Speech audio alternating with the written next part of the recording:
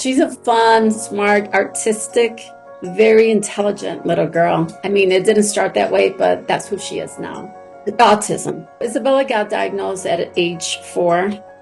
When the psychiatrist gave us the diagnosis, she also gave us that, what Robert Kennedy Jr. calls the never list, that she will never speak, she will never communicate, she will never go to school, and she will never live independently. That's what we were told. She even suggested that institutionalization was most likely, which basically devastated me, broke my heart into millions of pieces.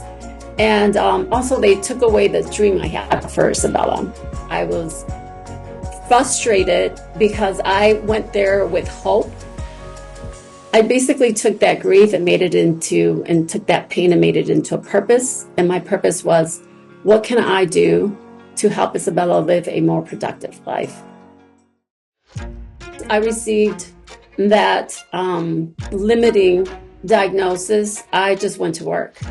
I got on the computer and I started researching for solutions. I knew that there wasn't a cure, but I needed treatments for the behaviors that she had to get her to the next level. I wanted a third party to evaluate Isabella. So Lindamood-Bell has this program where every year they give you a learning assessment test.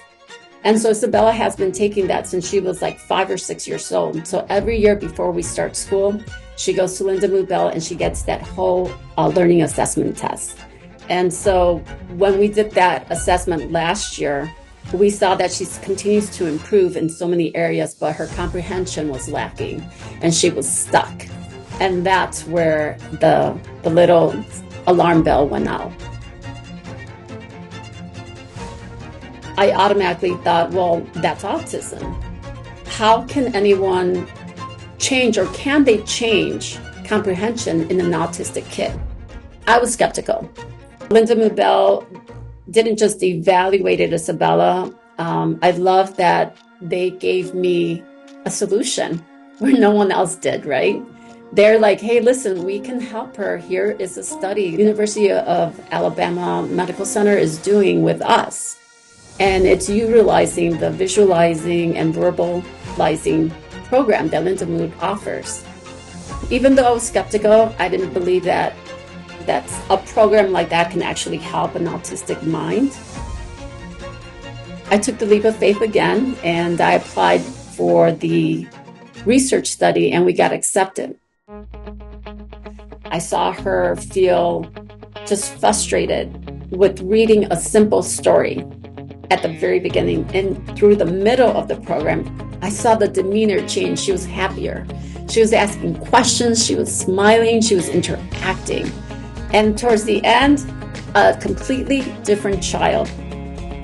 I mean, the comprehension when she started was very low, and now her comprehension level was past high school level at age 11. I went from a skeptic to a believer. It's just like, what?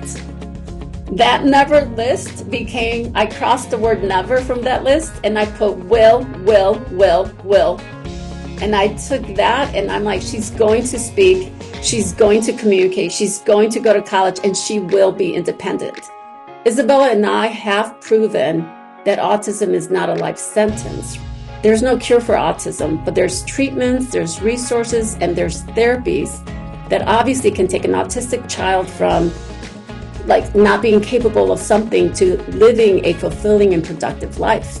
We've proven that. So that little girl that they said, oh, she will never speak, she's using her voice to change that story. And Isabella has earned her wings, and now my baby can fly.